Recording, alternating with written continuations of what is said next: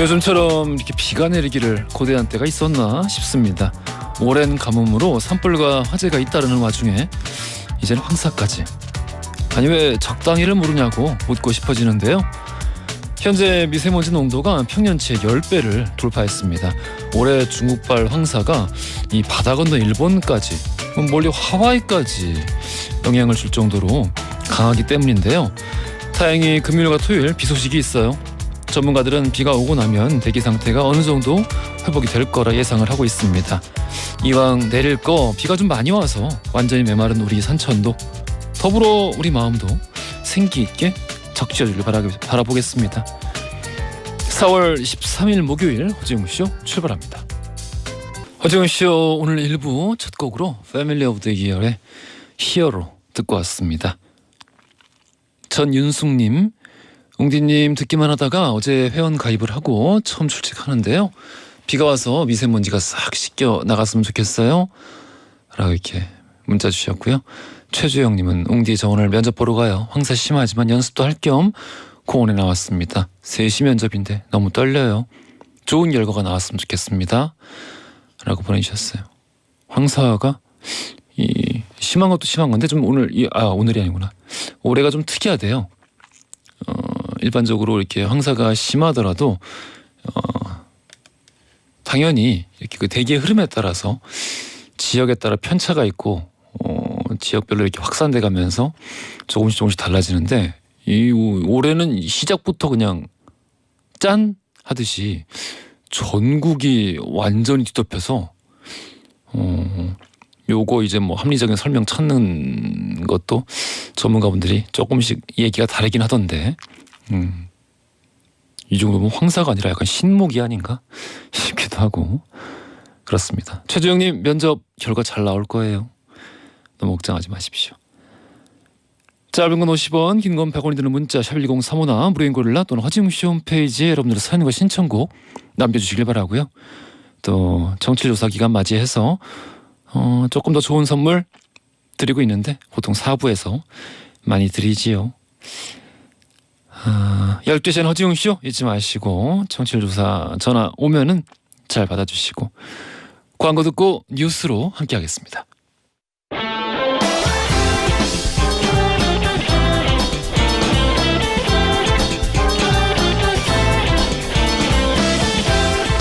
트렌디한 뉴스를 따라갑니다. 손이의 애, 허지웅의 지, 애지, 중지 뉴스.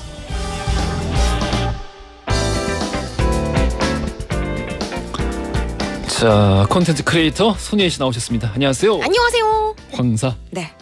언제 괜찮아져요? 저 지금 목이 칼칼한 것 같아요. 오, 황사 너무 심해 진짜. 근데 밖에 물방울 떨어지는 거 아세요? 아, 네. 저 맞으면서 왔어요. 오, 황사비. 옷 갈아입어야겠다. 아, 너무 싫어요. 근데 아니, 뭐 비가 뭐 제대로 올 것 같지는 않고, 그러니까 정말 무슨 더러운 물 흐르는 것 같이. 그러니까요. 그거 맞은 기분이 들어서. 뭐 아우. 구정물만 맞는 것 같은 거예요. 근데 너무... 실제 구정물이지. 아, 싫어. 너무 싫어.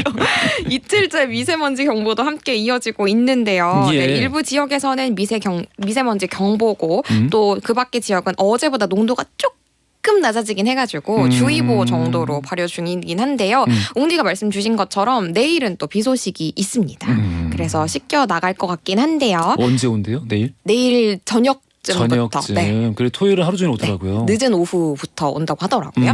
그래서 내일 오후부터는 또 황사가 동쪽으로 빠르게 물러나면서 미세먼지 특보도 함께 해제될 예정이라고 합니다. 제발.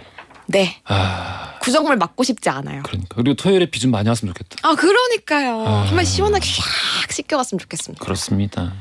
가뭄도. 아우, 이놈의 가뭄 얘기 언제까지 해야 되나. 아니 어느 정도 가물어야지. 계속 불나고. 특히나 이렇게 전라도 쪽에는 예. 정말 심각하잖아요. 저수지가 말랐잖아요. 네, 제가 물 부족 사태 얘기도 한 적이 있었잖아요. 예. 빠르게 좀 해결이 됐으면 좋겠습니다. 그래요. 자, 우리 첫 번째 뉴스부터 들어가 볼게요.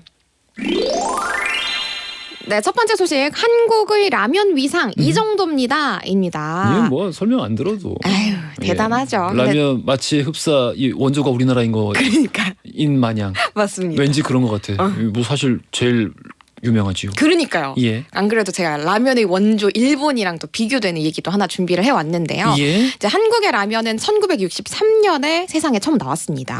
그래서 생각보다 짧아요. 60년 정도밖에 안 됐습니다. 그렇죠. 네, 근데 그 기간 안에 우리는 상전벽해를 이뤄냈고요.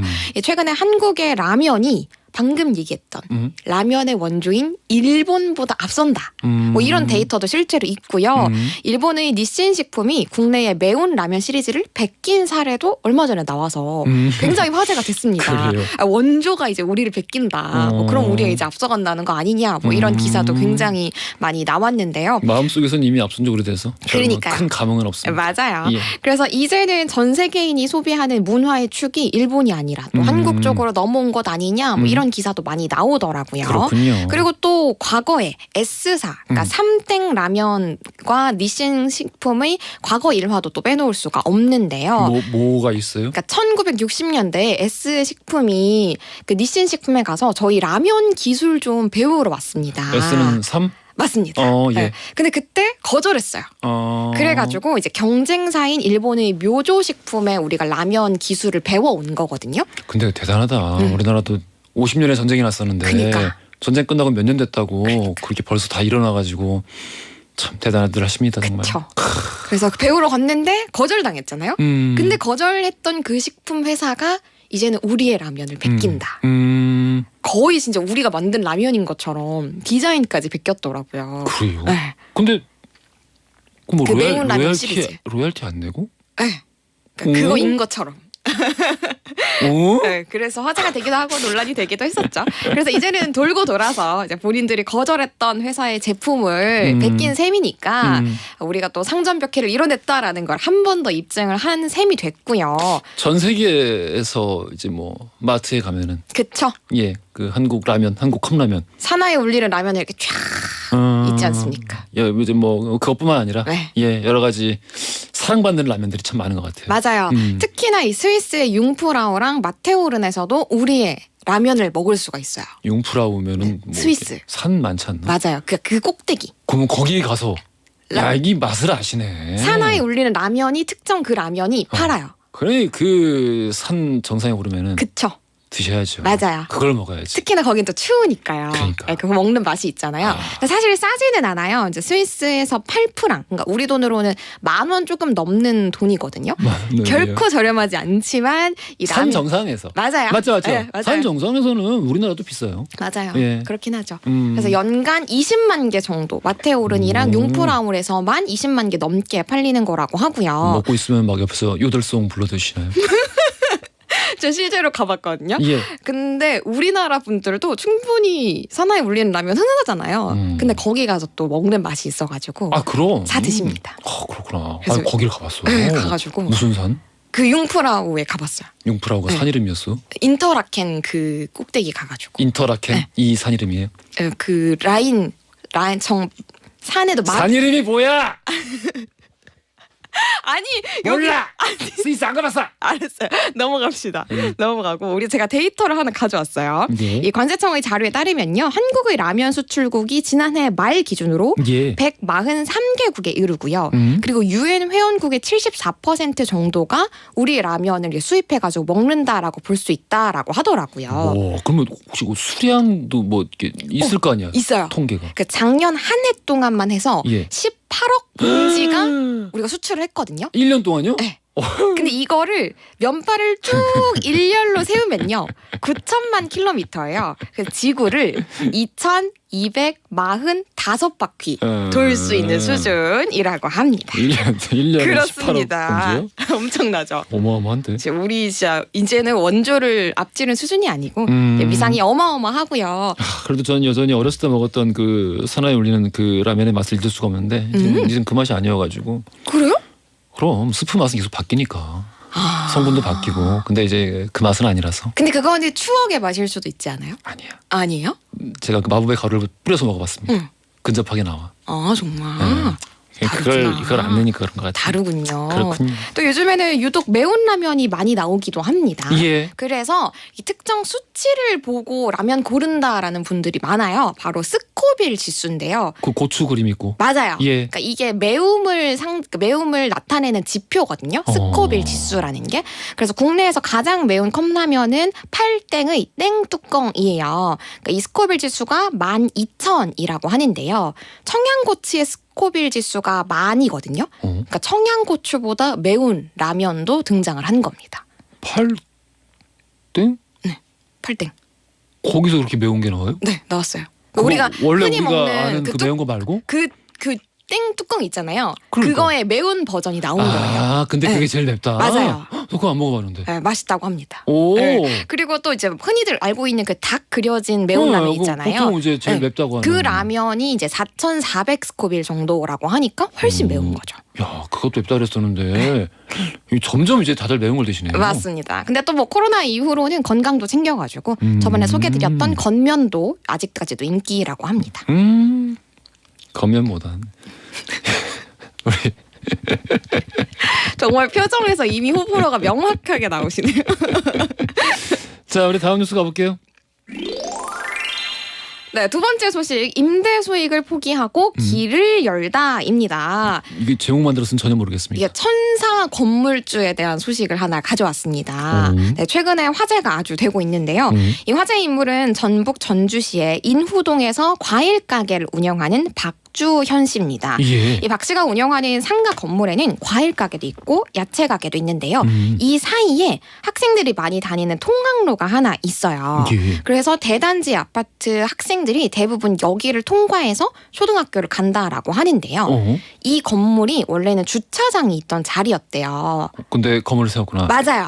그래서 기존에도 학생들이 많이 다니던 길인데 거기 건물이 들어서다 보니까 공사를 하는 기간 동안에 여기를 막아놨는데도 학생들이 막 이렇게 기어가지고 글로 가는 걸 보고 이 습관은 무섭지. 네, 그래서 이거 만약에 우리 건물이 여기 들어서면 아이들이 굉장히 불편하겠구나라는 거를 생각을 하셔가지고 자진해서 그 건물 중간에 길을 만드신 거예요. 건물 중간에 길을 어떻게 내요? 뻥 뚫어서 그냥 하나의 통로. 정말? 네.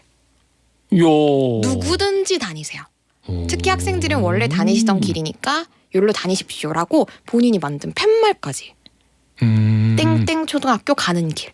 우리 보통 이제 익숙한 뉴스라고 하면은 그렇게 뭐 고급 단지 아파트 단지가 들어서면서 사람들이 원래 다니던 길이었는데 네. 혹은 통학하는 길이었는데 거기를 막아버리고 다니지 못하게 만드는 그런 경우들을 사실 우리가 대다수 많이 접했었는데 그렇죠. 정반대네. 맞아요. 그리고 사실은 여기 길을 만들지 않았다고 하더라도 불법도 아니고 뭐 비난할 그런 것도 아니에요. 근데 정당하게 땅을 사가지고 건물을 올린 거잖아요. 그렇죠. 근데 이제 이웃 주민들과 상생하기 위해서 지금 옹디는 사진으로 보고 계신데요. 그러네. 이렇게 길을 만드신 겁니다. 선생님이 아주 그냥 훤칠하고 멋있으시네. 맞아요. 이게 약 99제곱미터인 이 통학로를 메워서 만약에 세를 놨다면 다달이 100만 원이 넘는 돈을 받을 수 있었다라고 합니다. 그래요. 그러니까 1년으로 따지면 1,000만 원이 넘는 돈을 포기하고 이웃 주민들과의 상생을 선택을 하신 거고요. 멋있다. 네. 그리고 최근에 또 대전에서 사고도 있지 않았습니까? 그래서 관련해서 인터뷰를 하시면서 뭐 이런 사고뿐만 아니라 아이들이 다치는 사고 소식 들으면 너무 마음이 아팠다. 그래서 우리가 이렇게 내놓은 길뿐만 아니라 아이들이 다닐 수 있는 안전한 길이 더 많아졌으면 좋겠다라고 인터뷰를 하셨더라고요. 정말 멋있는 분이네요. 진짜 멋있더라고요. 예, 이러니 저러니 해도 우리가 이제 그 뭐 뉴스 이렇게 전해드릴 때 늘 두 꼭지씩 전해드리는데 요즘 뭐 이제 좀 안 좋은 소식들도 많았잖아요. 맞아요. 두 예. 소식 다 안 좋은 소식인 경우도 많았고요. 그런 경우도 있었고. 맞아요. 그런데 그래, 이런 분들 덕에 그런 나쁜 소식들이 있어도 이렇게 어찌어찌 굴러가나 봅니다. 맞습니다. 세상. 메워지는 거죠. 자, 그래서 우리 그죠? 퀴즈. 저거 퀴즈 어디서 나와요? 퀴즈는 앞에서 나와요. 앞에? 네. 음, 제가 어떤 지표, 수치 이런 얘기를 좀 했습니다.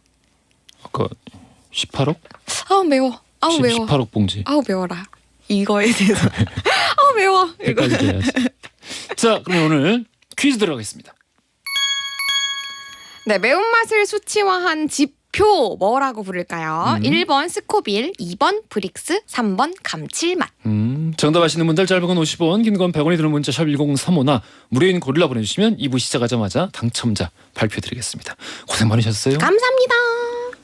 선미의 열이 올라요. 또 지수의 꽃 두 곡 들으면서 2부로 가겠습니다. 허지용 쇼.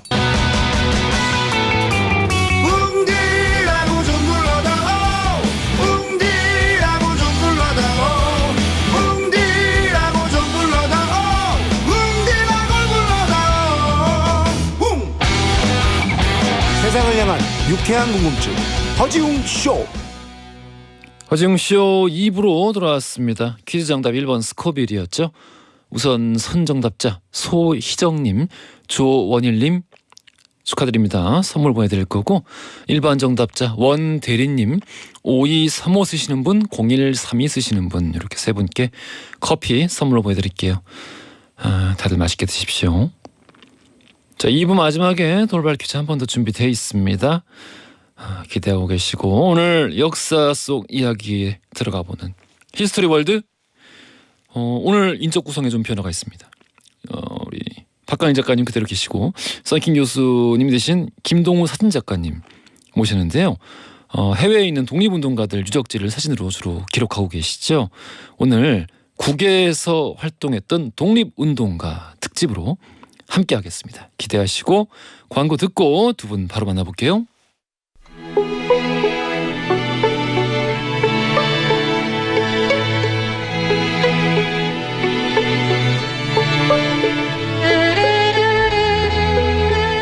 과거 속 역사를 통해 현재를 들여다봅니다. 히스토리 월드 역사여행 전문가 역사 귀요미 K3화천 박광일 작가님 나오셨고요. 안녕하십니까? 안녕하세요, 박광일입니다. 자, 그리고 전 세계를 돌면서 독립운동가들의 흔적을 사진으로 기록하고 계시는 다큐멘터리 사진작가 김동우 작가님 나오셨어요. 안녕하십니까? 안녕하세요. 오늘 처음 뵙습니다. 네, 저도 처음 뵙습니다. 인상이 이제 좋으십니다. 아이고, 감사합니다. 아까 네. 어떤 분이 성악가 같으시다고. 아, 그래요? 예. 이영희님이 외모가 성악가 같으세요. 그래. 살을 빼야 되겠네요. 그런 의미가 아닌데. 전국의 성악가 여러분 죄송합니다. 예, 그런 의미가 아니셨을 거예요. 엄소리님께서 김동훈 작가님 예전에 그 유퀴즈 광복절 특집에 나오셔서 알게 됐어요. 사비를 들여 해외 독립운동가 흔적을 찾으시는 모습에 감동을 받았고요. 얼마 전 국립대한민국 임시정부 기념관 1주년 개관 토크 콘서트 하신 것도 너튜브로 잘 봤습니다. 항상 응원하고 있습니다. 오, 야, 사사치를 드셨는데 이분은? 네, 그러니까 독립운동 관련된 유적 또는 어떤 그 행사 관련해서 예. 여기저기 이제 많은 어떤 일을 해놓으셨기 때문에 그것과 관련해서 이제 뭐 방송 출연이라든지 어떤 그 역사적인 어떤 행사라든지 이런 것들에 이제 많이 가시고 이제 그 덕분에 저하고도 이제 같이 한 1년 동안 독립기념관을 배경으로 해서 그러니까 독립운동의 역사 이런 것들을 촬영하기도 했었습니다. 조 기자님이 안중근 의사 닮으셨다고? 아니, 네. 사격 잘하세요? 아니, 사격은 군대에서 뭐 보통 수준이었는데 보통 수준? 제가 이거 나중에 알게 된 사실인데 제 결혼 기념일이 예. 안중근 의사 순국일이더라고요. 결혼 기념. 네. 네. 3월 26일. 네, 3월 26일. 굉장히 끼워 맞추신 것 같은데. 그렇게 됐습니다. 워낙에 또 우리 한반도에서 유명한 포수셔가지고. 그렇습니다. 네. 가장 유명한 포수셨지. 네.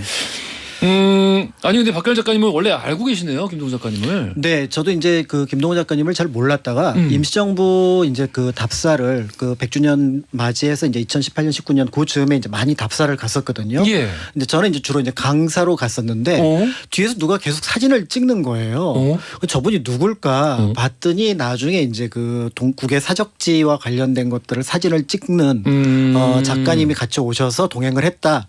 그때 이제 조금 알게 되었고 나중에 이제 사연을 듣고 보니까 재밌는 분이다. 이런 느낌을 가지게 됐던 거죠. 빨리 사연 알려줘요. 어떤 사연인데? 어떤 사연? 그러니까 처음에 이제 그 보통의 사진 찍는 분하고 다르게 국외에 있는 독립운동 사적지를 사진으로 찍는다. 이것 자체가 좀 이상했었는데 이제 그쪽으로 가시게 된 배경이 인도로 여행을 갔다가 이제 이쪽으로 그거 설명 좀 해주세요. 네. 인도로 갔다가 네. 전혀 연결이 안 되는데. 그 인도 하면 우리 독립운동사랑 전혀 연결 안 되죠. 예. 인도 하면 뭐 생각나세요? 간디요. 간디. 예. 아 저는 타지말 뭐 이런 거만 타지말. 이제, 예. 뭐 그런 것만 생각났던 사람이었는데 그 델리에 가면 레드포트라는 성이 있어요. 그 타지말 만든 샤자한이 만든 성인데 예. 그 레드포트라는 성이 2차 세계대전 때 우리 광복군 활동지였어요. 아 정말. 예. 광복군이 거기서요? 그러니까 충칭에 있었던 우리 광복군이 예. 9명이 예. 그 영국군 요청을 받고 파견을 됩니다. 아. 그래서 파견을 가서 거기서 영국군하고 같이 뭐 암호해독, 통신감청, 포로신문, 그러니까 지금으로 따지면 심리전단의 역할을 맡는 그런 특수전 훈련을 받아요. 예. 그리고 실제 2차 세계대전에 참전을 합니다. 그러니까 이제 참전국 지휘를 위한 명분이었던 거죠. 우리 예. 광복군이 거기 간 이유가. 그러니까 그런 역사를 제가 학교 다닐 때 배운 적이 없거든요. 너무 깜짝 놀랐죠. 와, 우리가 이렇게까지 했어? 아, 이 참전국 지휘 이 얘기를 제가 애써 늘 기억에서 지우거든요. 너무 그렇죠. 화가 나서. 짜증이 나고.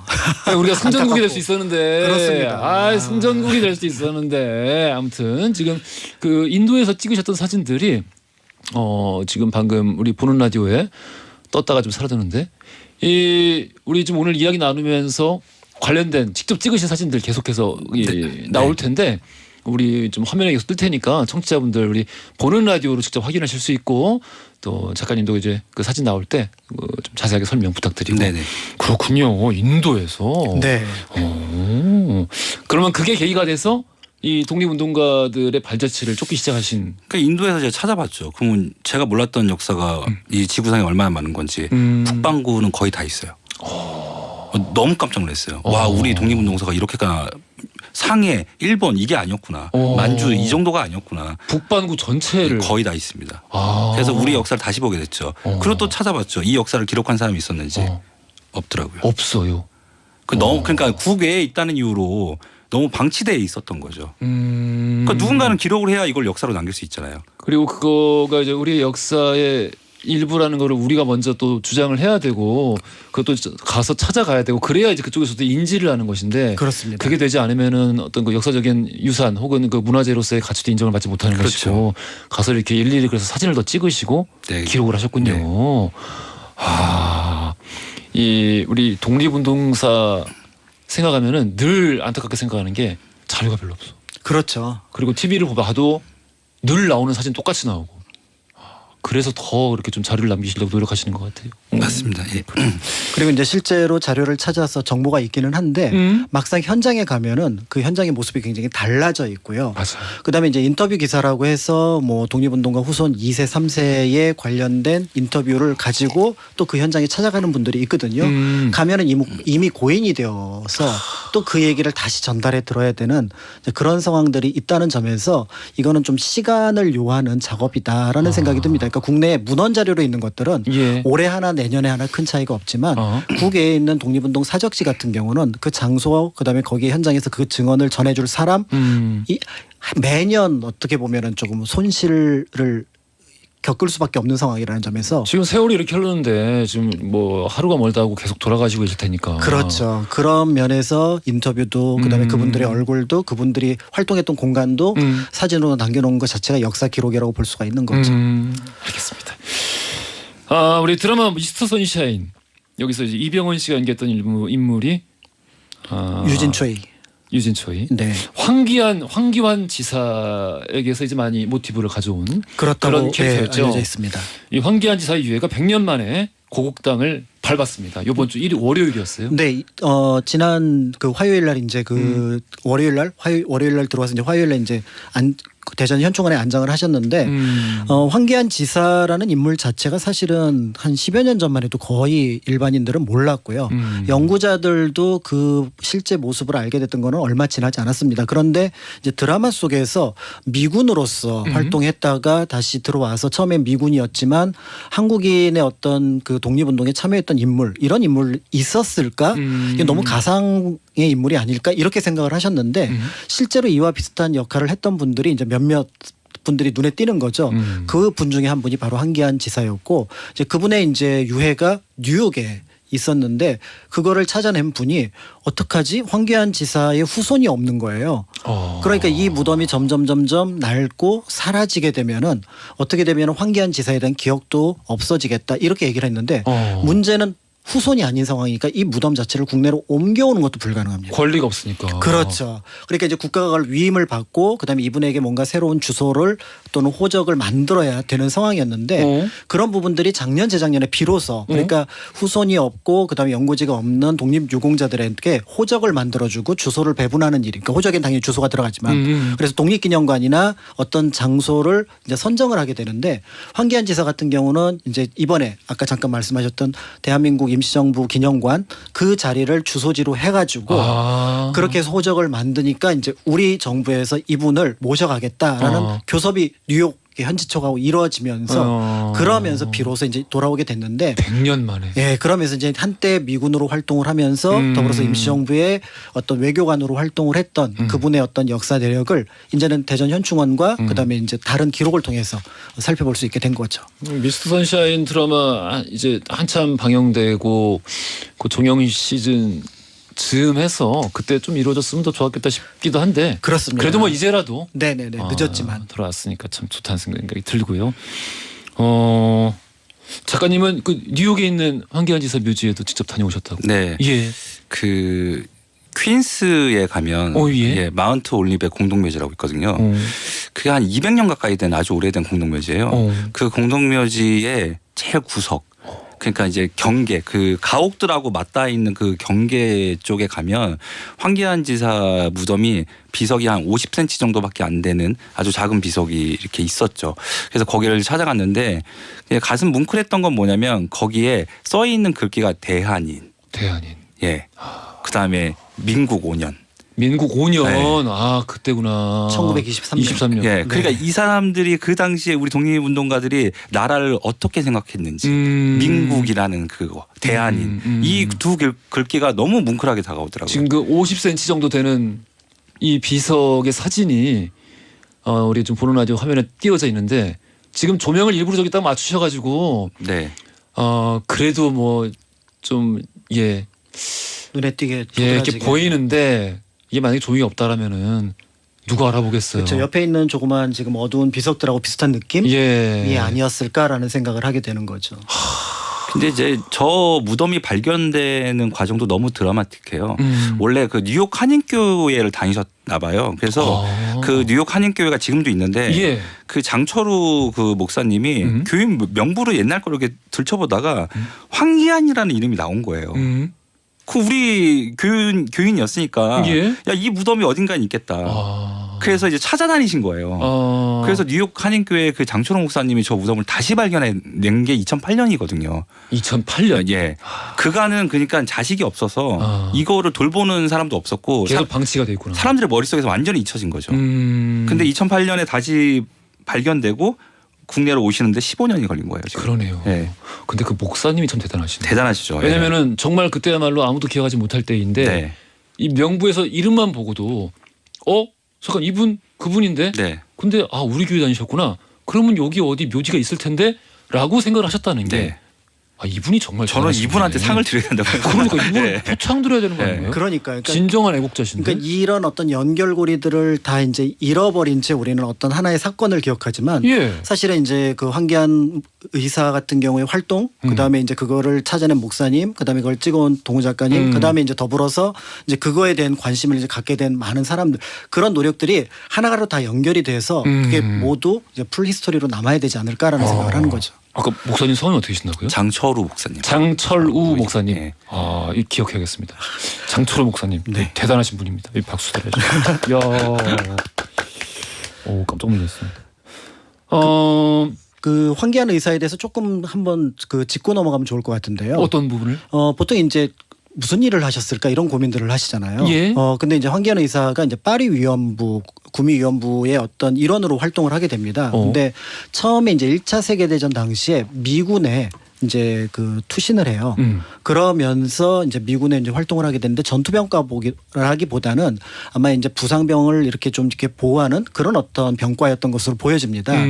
그러면서 이제 그 유럽에서 이제 전선에서 활동을 하고 있었는데 미군으로 활동하고 있는 한국인이 있어? 라는 생각에 이제 대한민국 임시정부 요인들이 접촉을 시도를 한 겁니다. 그러면서 미군 측에 요청을 해서 이분이 우리 쪽에서 활동할 수 있도록 도와달라라고 해서 그 요청을 받아들여서 황기안 지사가 이제 구미위원부에 우리가 알고 있는 김규식 선생과 같이 일을 하게 됩니다. 그런데 이제 잘 알고 있는 것처럼 파리 강화회의가 어떻게 보면 무산되면서 예. 김규식 선생과 그다음에 그 뒤를 이었던 이관용 선생도 미국으로 돌아가 버려요. 유럽에 남아 있는 사람이 황기안 선생 혼자 남은 거예요. 혼자 남았어. 이 상황에서 이제 뜻밖의 사건을 겪게 되는 거죠. 러시아로 우리 동포 한 500명이 일군으로 이제 갔었는데 예. 이분들은 가만히 보니까 우리 조선으로 가고 싶지 않다는 거예요. 아직 돌아가고 싶지 않다. 네, 그런데 언뜻 듣기에 무슨 얘기를 들었냐면 임시정부가 생겼대.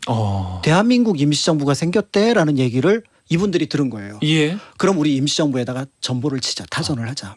갈수 우리 있는지. 유럽에 머물게 해달라고. 아 여기 유럽 지부를. 그러니까 유럽에서 일을 하면서 머물 수 있으면 좋겠다. 나 이제 식민지체에 가지 않겠다. 임시정부의 도움을 받았어요. 그렇죠. 그러니까 그 임시정부가 뭔지도 모르는 상황에서 그 타전이 들어왔고 이제 이거를 황기안 지사가 본 거죠. 뭐지? 하면서 그 어쨌든 뭐 암호화 같은 그 정보를 바탕으로 해서 검토를 해봤더니 500명 정도의 우리나라 노동자들이 무르만스크라는 그 러시아 항구에서 일본 쪽과 그다음에 영국 쪽의 접촉을 통해서 한국으로 돌아가게 생긴 거예요. 그래서 실제로 도착했을 때 이미 200명은 에딘버러를 통해서 한국으로 들어갔고 다른 300명이 남아 있었는데 예. 이들을 유럽 땅에 이제 머물게 하기 위해서 영국 외무부하고 그다음에 그 프랑스 노동부하고 왜냐하면 노동 이민을 받아야 여기에 머물 수가 있게 되니까 그 작업을 하는 과정 속에서 결국은 역부족으로 거의 이제 실패했다라고 생각하는데 그때 35명을 다행스럽게 그 프랑스 노동부에서 쉬프라고 하는 곳에 지금 전쟁 1차 세계대전 끝났는데 거기 좀 전후복구가 필요했던 거예요. 거기에 노동자로 들어올 수 있겠느냐. 그래서 그분들을 35명을 쉬프로 옮깁니다. 그리고 나서 그분들이 일종의 커뮤니티를 만들게 되니까 우리나라 최초의 유럽 한국인 커뮤니티예요. 그리고 그분들이 나중에 이제 그 쉬프 일대에서 그분들에 대한 기록을 찾아냈는데 예. 이분들이 국적이 전부 다 뭐라고 적혀 있냐면은 꼬레. 한국. 1919년인데. 그러니까 대한민국 임시정부 황기안 이 두 개의 고리가 없었다면 이분들은 영락 없이 조선으로 다시 돌아갔어야 됐을 그런 어떤 역사 속의 인물이었던 거죠. 황기안 지사 역할이 굉장히 크네요. 아니 그냥 단순히 우리 미스터 선샤인 얘기만 할 게 아니었네. 네.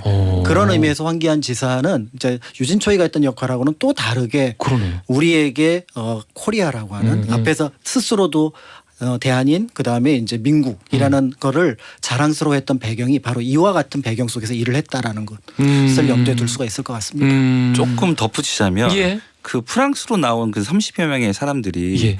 제법 한국민회를 만들어요. 제법 그러니까 법국 그러니까 프랑스 제법 한국민회를 만들어서 3.1절 기념식을 하고 돈을 모아서 임정에다 독립장을 냅니다. 그 전후 복구 사업에 투입된 사람들이. 아니 자기들 먹고 살기도 힘들 텐데. 네. 이 사람들이 프랑스 디아스포라를 또 시작하는 거예요. 그래서 우리의 이민이 이제 이민사가 프랑스까지 또 연결되는 거죠. 그래서 그런 역할을 중간에서 많이 하신 분이 홍재하라는 분인데 예? 이분이 지난 그 3.1운동 100주년 때 2019년 때 우리 독립운동가로 또 서문이 되셨죠. 네. 알겠습니다. 우리 2부에서 이야기는 여기까지만 잠깐 들어봐야 될 것 같고 최은영님이 오늘 보는 라디오로 사진까지 볼 수 있어서 너무 좋아요 하셨는데 그러네. 이것도 좀 새로운데 이거 한번 잘 정착시키는 것도 좋을 것 같다는 생각이 들기도 합니다. 자 오늘 국외에서 활동했던 독립운동가 특집으로 함께하고 있는데요. 여기서 돌발 퀴즈 드릴게요. 자 오늘 4월 29일 1932년 우리 민족의 영웅이었던 이분이 중국 상하이 홍구공원에서 일본군 수뇌부를 향해 폭탄을 던진 날입니다. 이 도시락 폭탄이라고 많이 우리가 기억을 하는데 사실은 수통 모양의 폭탄이었다라고 그렇죠. 네. 하고요. 저 상하이 의거를 일으킨 이분 과연 누굴까요? 1번 윤봉길, 2번 안중근, 3번 박열. 힌트. 뭐 독립운동가라서 힌트를 조금은 그냥 그러니까 정식으로 드리겠습니다. 정식으로 양재동에 가면 매헌기념관이 이분을 기리는 공간이고요. 매헌기념관. 그다음에 이제 예산에 가면 이분의 생가와 그다음에 기념관이 또 있습니다. 왠지 더 어려워졌어. 누가 더 쉬운 힌트 좀 줘요. 그리고 1932년 당시에 가운데 봉자 들어가는 두 분이 큰 역할을 했습니다. 이봉창 의사 그다음에 이분이죠. 양봉이네요. 양봉. 네, 양봉. 좋았어. 네. 좋았어. 전화 하시는 문자 짧은 건 50원, 긴 건 100원이 드는 문자 샵 1035나 무료인 고릴라 보내주시면 추첨 통해 선물 보내드릴게요. 미스터 선샤인 OST에서 노래 한 곡 듣는 게 어울릴 것 같아요. 멜로망스의 좋은 날 들으면서 3부로 가겠습니다. 허지용 쇼.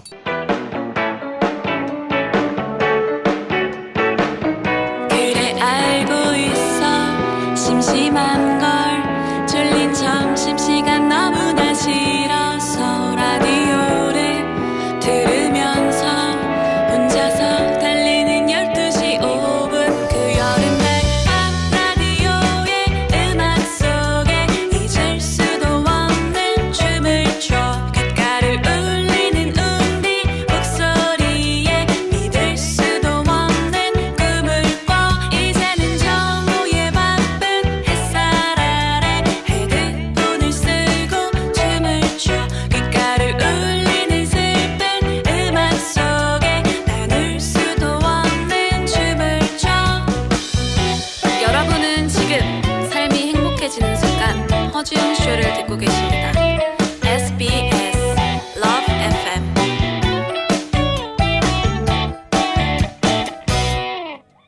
허지용 쇼 3부로 돌아왔습니다. 히스토리 월드 오늘 박광일 작가 또 해외 독립운동 유적지를 사진으로 기록을 하고 있는 김동우 사진작가님 모시고 오늘 국외에서 활동했던 독립운동가 특집으로 함께하고 있습니다. 이 많은 분들이 오늘 되게 뭉클하고 울컥하고 이런 이 말씀들 많이 좀 전해주고 계시는데 9239 쓰시는 분은 말씀드린 대로 방금 마음이 뭉클해지는 시간이다. 9218님 울컥해지고 이분들의 삶이 영화 같다. 안선미님은 우리 역사를 위해 노력하시는 김동우 작가님 감사합니다 하셨는데 근데 이렇게 사비를 들여서까지 이 일을 계속해서 하고 계시는 게 이 보통 사명감에서 나올 수 있는 일이 아닌데 원래 그랬어요? 원래 안 그랬죠. 네. 왜 어떻게 이렇게? 근데 이게 현장을 가보면 마음이 너무 아프고 이게 그냥 두면 안 될 것 같고 자꾸 그런 생각이 들더라고요. 그래서 누군가는 기록을 남겨야 되겠고 자꾸 이런 얘기를 해야지만 또 뭐 다음 또 과정으로 갈 수 있는 거잖아요. 그래서 저도 모르게 그냥 지금까지 계속 하고 있는 것 같아요. 예. 그런데 그런 사명감이 진짜 네. 단순히 그것을 내가 다른 사람보다 먼저 혹은 내가 좀 더 의미를 가지고 이것을 목격했다라는 것만으로도 그렇게 사명감이 생겼어요? 단순히 그것만은 아니었던 것 같아요. 그러면은 근데 우리 역사가 너무 그동안 드러나지 않았구나. 감춰져 있었구나. 우리가 생각하는 것보다 우리가 훨씬 더 괜찮은 사람들이었구나. 네, 그런 것 같아요. 좀 그걸 우리 스스로 좀 우리 자긍심을 가질 필요가 있겠다. 네. 이 지나간 역사를 다루는 여러 가지 방식이 있잖아요. 일본 같이 아예 근현대사를 거의 가르치지 않거나 네. 혹은 이스라엘처럼 우리가 이제 이런 그 희생과 핍박의 역사가 있는데 근데 우리가 뭐 무조건 그렇게만 당한 건 아니었고 우리가 그 와중에 어떤 일들을 했고 사실 우리는 그렇게 그 굴종만 당하는 굴종에 익숙한 민족이 아니다라는 걸 가리키는 방식이 있고 우리는 글쎄 우리는 어떤 방식이었을까 자문하게 되네 갑자기. 왜냐면은 아예 우리 역사 교육 과정에서 들은 적도 배운 적도 없는 것들을 직접 가서 보고 느껴서 사명감이 생겼다는 말씀이시니까. 그렇죠. 그러니까 예전에는 독립운동의 역사는 우리 민족을 하나로 모으기 위한 역할이 컸습니다. 예. 우리 하나의 민족이고 우리 민족 공동체야. 예. 그러니까 그 독립운동 개개의 사람들보다는 독립운동이 있었다. 라는 것에 방점이 찍혔다면은 어느 순간 이제 사람들이 궁금해졌죠. 왜 누군가는 북의 영화를 누리기 위해서 친일파가 됐는데 그렇지. 왜 누군가는 그 힘든 독립운동의 길을 갔을까. 심지어는 외국에 나가서 자신도 어려운 상황에서 돈을 모아가지고 임시정부에 보냈을까. 이제 궁금증이 생길 수밖에 없는 거고요. 난 사실 그게 진짜 제일 궁금하거든요. 그렇죠. 특히 살아가면서 나이 들수록 더 궁금해요. 왜 그런 선택을 했는지. 그렇죠. 이제 그런데 이제 생각해 보면은 저희도 이제 살면서 야, 이거는 떳떳한 거야. 이건 떳떳하지 않아. 이 얘기를 할 때 그분들에게 떳떳한 것은 나라가 있어야 된다라는 생각을 했을 거고 그 나라를 찾는 사람들에게 우리가 여기서 조금씩 보태서 붙이는 돈이 큰 힘이 된다면 그거는 나한테 중요한 일이 아니었을까. 그러면은 더불어서 이제 우리가 독립운동이라고 하는 것들 예전에는 하나의 민족으로서 우리가 무슨 공동체의 의미를 강조를 했다면 지금은 그 독립에 참여했던 그 마음 하나하나가 가지고 있는 보편타당함 그러면서 이제 뭔가 약자에 대한 어떤 그 연대 이런 것들에 대한 의미를 갖는 의미로서 확장할 수 있지 않을까. 그런데 거기 그런 어떤 것들을 만들어나기 위해서는 개별적인 사례들이 굉장히 중요한 부분. 그래서 김동훈 작가님이 기록하고 있는 이런 것들이 그렇죠. 얼마나 큰 이 중요성과 의미를 갖는가라는 게 더 도드라지는 것 같은데 네네네. 우리가 아까 이 돌발 퀴즈 우리 윤봉길 의사 말씀이었는데 이 순국했던 장소 직접 다녀오셨죠? 네. 일본군 만행이 어땠다고? 네. 제가 이렇게 강연 같은 데 가서 이렇게 퀴즈를 내는 것 중에 하나가 예. 윤봉길 의사 의거가 어디 있었죠? 그러면 상해까지는 다들 대답하시더라고요. 예. 어디서 돌아가셨죠? 하면 대답을 잘 못하시더라고요. 예. 일본에서 돌아가셨거든요. 가나자와. 가나자와에 이제 2월 18일 날 도착을 해서 그 이제 군인들 이제 이렇게 가둬놓는 감옥에 이제 하룻밤 계셨죠. 그게 예. 가나자와 성토 안에 있었는데 예. 제가 12월 18일 날 갔어요. 돌아가신 날을 찍으려고 일부러 그 시간대를 맞춰 갔습니다. 그러니까 그 감옥에 갇힌 시간대 2월 18일 날 가서 그 저녁을 찍고 그 하룻밤을 보내고 그 다음 날 12월 19일 아침에 7시 반쯤에 돌아가셨거든요. 예, 지금 사진이 나오고 있는데 저긴 어딘가요? 저기가 이제 돌아가신 장소로 추정되는 곳인데요. 정말 아무것도 없네요. 저기가 지금 자위대 부대 아니에요. 아 부대 그래 철조망 같은 게 있구나 그래서 철조망이 밖에 또 하나 더 있어요. 그러니까 저기를 못 들어가요 원래. 민간인 들어가면 안 돼요. 그래서 밖에서 찍으신 거구나. 아니죠.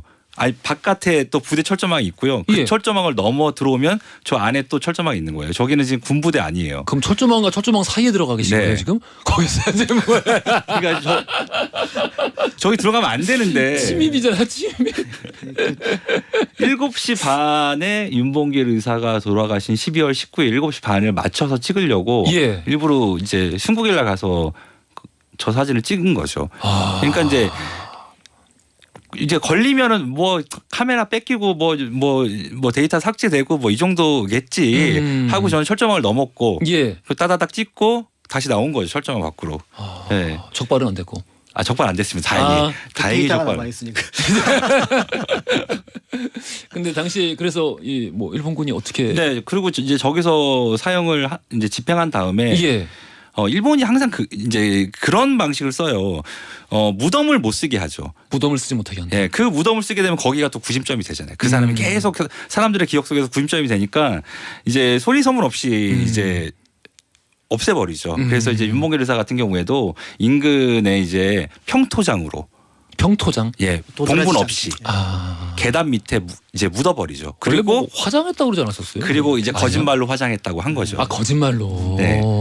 근데 이제 재미있는 게 뭐냐면 저 사진 이제 계단이 있잖아요.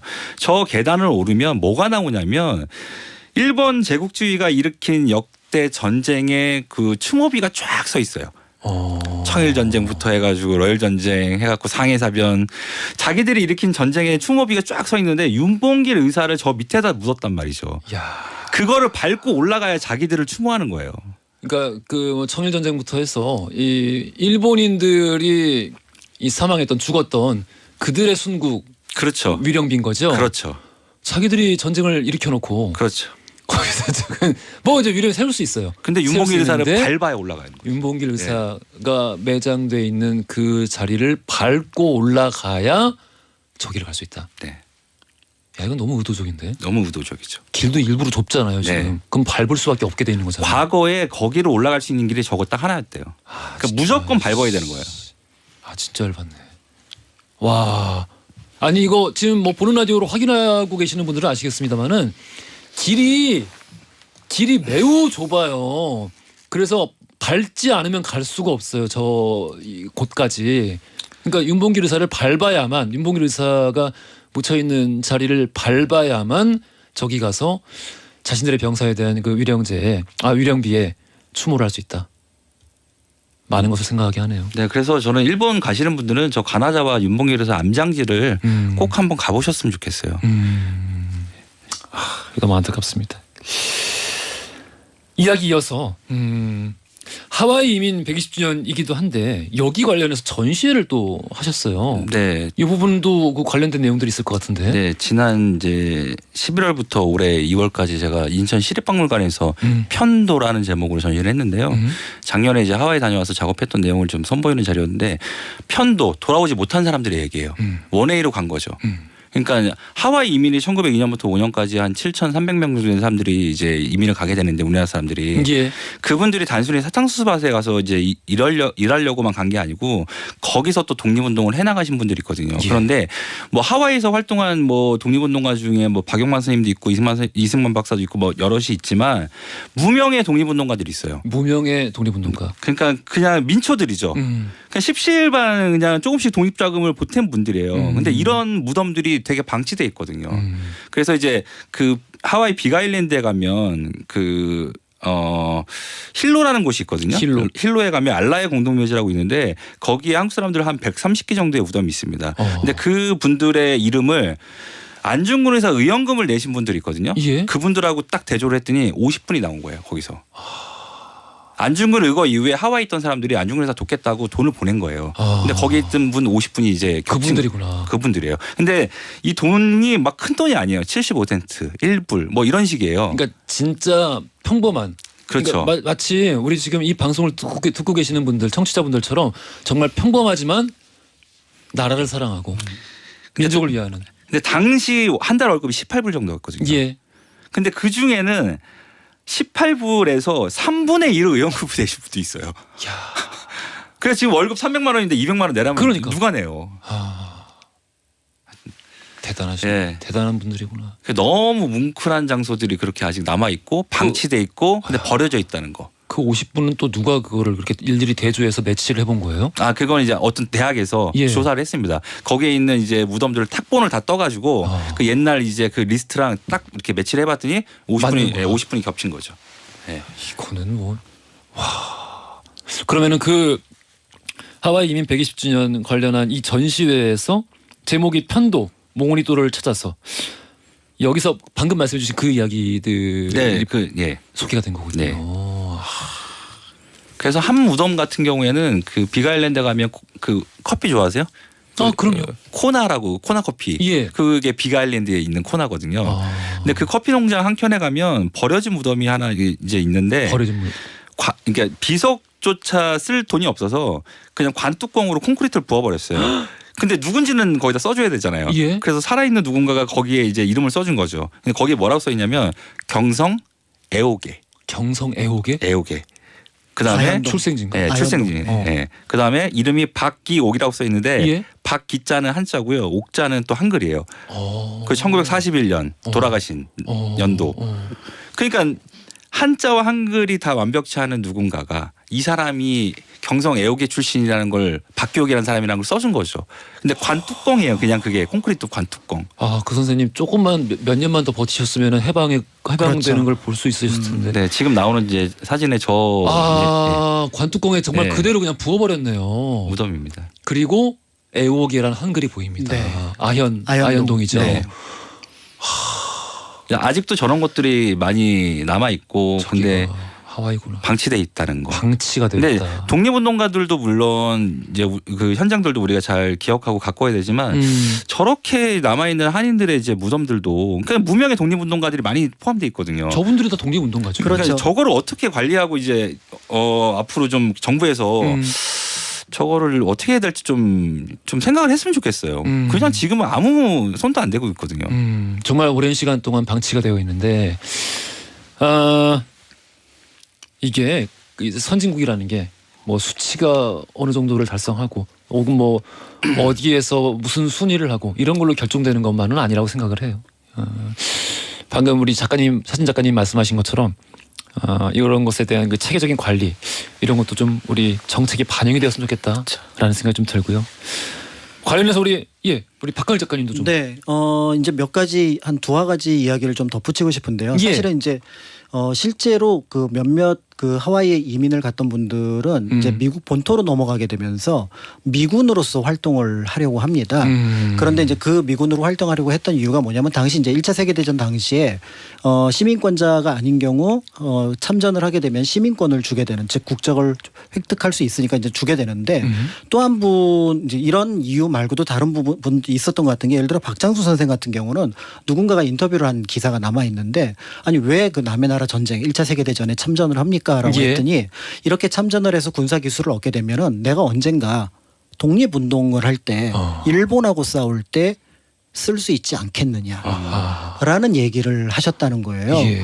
그러니까 결국은 이 전쟁에서 미국에서 어떻게 보면 자신의 어떤 조금의 어떤 기반을 다진 다음에 그걸 바탕으로 독립운동에 나서려고 했다면은 사실은 드라마 속의 유진초이랑 훨씬 더 비슷한 모습이거든요. 근데 안타깝게 이분은 전사를 하십니다. 전사를 하셨고. 그래서 우리 기억 속에서는 단지 1917년으로 끝나는 기억으로 남아 있지만 그분의 의지를 놓고 본다 그러면 오히려 드라마 속 주인공과 훨씬 더 비슷한 느낌들이 있고요. 더 나아가서 이제 하와이에서 이제 활동을 하다가 많은 분들이 한 2, 3년 이제 그 계약 기간이 지나게 되면은 이제 거기에 맞춰서 이제 본토로 넘어가게 되는데, 그중에 이제 대표적인 인물이 김종림이라는 분이 있습니다. 평안도 출신이었는데 이분은 캘리포니아에 도착을 하고 나니까 이제 제일 큰 문제가 바로 뭐냐면 직장이 없는 거예요. 뭐 예를 들어서 상가라든지 공장이라든지 이런 데 유색 인종을 잘 쓰려고 하지 않고 예. 그다음에 이미 기득권을 가지고 있는 청이나 일본 사람에 비해서 밀려났던 거죠. 그런데 가만히 보니까 쌀 농사가 잘 될 것 같은데 많이 비어있는 땅들이 있고 미국인 농장주들이 그 땅을 놀리고 있는 거죠. 우리 민족 이런 거 못 보면 뭐 이거 못 참아 이런 그렇죠, 거. 그렇죠. 이거 땅을 놀리면 이거 죄악이지 이건. 그렇다면은 그 땅을 내가 쌀농사를 지어서 그렇지. 해보마라고 해서 사실 이제 그 전에 한두 번의 실패가 있었긴 했지만 1914년 15년부터 이제 이런 어떤 쌀농사를 하게 되는데 이게 큰 성과를 거두게 되니까 너도 나도 이 김종림 선생한테 쌀을 재배해달라라고 이제 맡기기 시작하는 겁니다. 예. 1918년 기준으로 캘리포니아 지역에서 한인들이 운영했던 그 농장이 한 200만 평, 한 80명 정도가 그 정도 어쨌든 논을 운영을 하게 되는데 예. 이 중에 이제 김종림 선생이 절반 정도를 운영을 했습니다. 100만 평 정도. 어이구. 그래서 어떤 의미에서 보면 우리 교포사상 처음으로 백만장자라는 이름을 올리게 됐는데 말 그대로 백만장자네. 그렇죠. 예. 그런데 이 시기가 이제 1919년 바로 그 다음에 이제 임시정부가 수립하고 나서 안창호 선생을 중심으로 우리도 가만히 1차 세계대전을 보니까 공군을 키워야 된다. 그러니까 그 실무를 누구한테 맡기냐면 노백린 장군한테 맡깁니다. 예. 그래서 노백린 장군한테 한번 공군 창설에 대한 여러 가지 준비를 좀 알아봐 달라라고 해서 러시아 가서 비행기 빌려봅니다. 안 돼요. 그 당시 잘 살고 있었던 게 필리핀이었거든요. 필리핀 가서 빌려보는데 안 됩니다. 그러다 가는 거지 또. 네, 그러니까 이제 결국은 미주 교포들한테 뭐 비행장 이런 건 생각도 안 하고 예. 가서 뭔가 도움을 요청을 하고 필요하면 그걸 바탕으로 또 다른 것들을 모색해 보마 이러고 도착을 했는데 이제 김종림 선생을 포함해서 이제 미국 교포들이 나온 거죠. 뭐가 필요합니까? 그랬더니 그저 하셨겠죠. 우리 공군 양성 비행사 양성 학교 이런 게 필요합니다. 그럼 내가 대줄게요. 땅은 5만 평. 비행기 3대.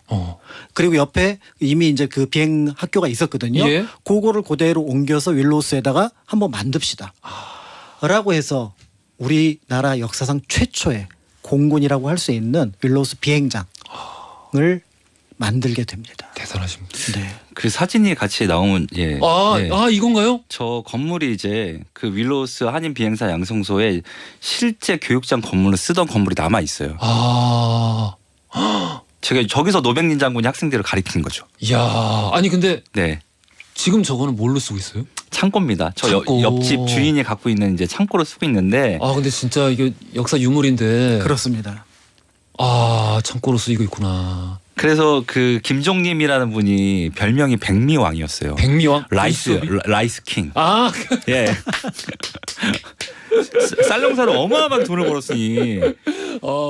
근데 이제 사업이란 게 참 그런 것 같아요. 운때가 맞아야 되는 것 같아요. 1차 세계대전이 터졌잖아요. 예. 그러니까 쌀을 안정적으로 또 공급할 수 있는 수요처가 있었던 거예요. 그러면서 이게 맞아 떨어진 면이 있거든요. 근데 이제 1919년 가을에 김종림이 갖고 있었던 그 저 북가주의 윌로우스에 예? 그 어마어마한 쌀 그 농토에 폭풍우가 몰아쳐가지고 쌀 수확을 앞두고 있는 한 70%의 쌀이 다 망가져요. 그러면서 경제 사정이 갑자기 안 좋아지면서 저 비행장에 돈을 댈 수 없는 상황이 돼버리면서 예. 저 비행학교가 길게 운영이 안 되죠.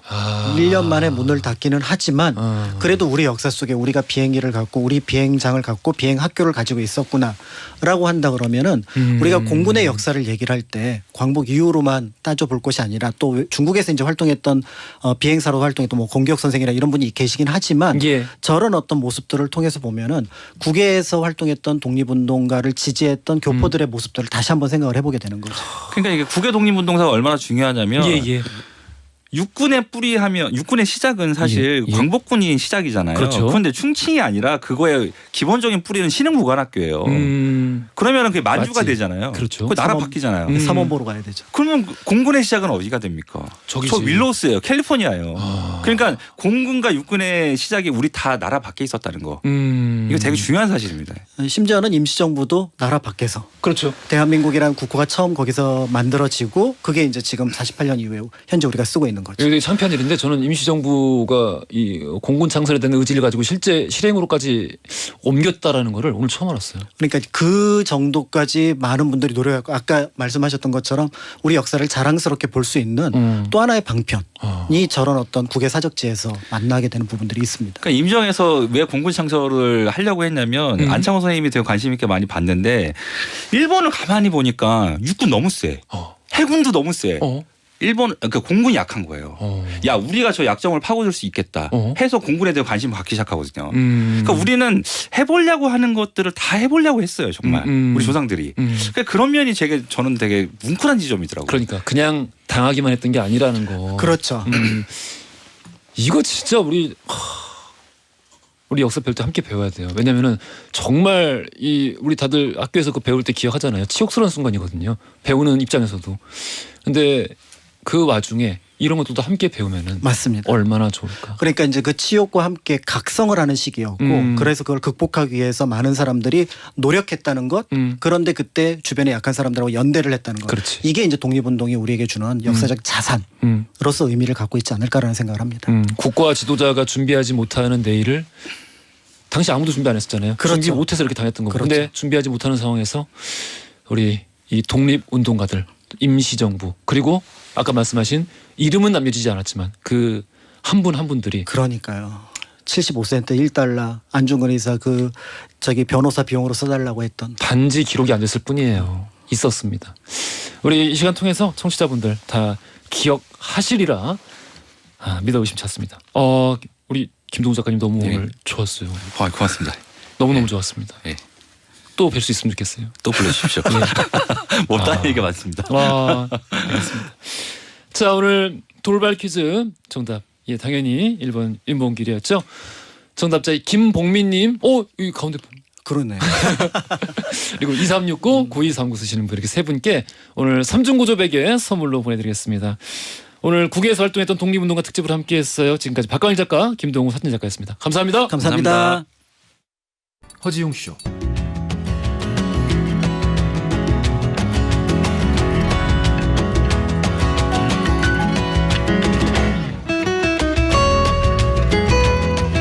여러분의 하루를 읽어보는 시간 나의 친애하는 하루.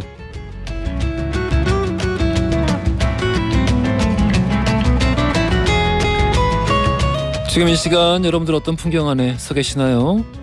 자 사연과 신청곡으로 남겨주십시오. 청취조사 기간 맞아서 매일 특별한 선물 드리고 있죠. 신청곡은 제목만 보내주셔도 되고요. 짧은 건 50원, 긴 건 100원이 드는 문자 샵 1035나 무료인 고릴라 보내주시면 오늘 4부에 소개되는 모든 분들에게 두구두구두구두구 소세지 빵과 커피 세트. 치킨에 비해 좀 약한데? 아니다. 이게 구성이 그래. 오늘은 뭔가 이 구성으로 승부하는 선물이군요. 구성이 좋네요. 소세지 빵과 커피 세트 바로 보내드릴 거예요. 바로 보내드립니다.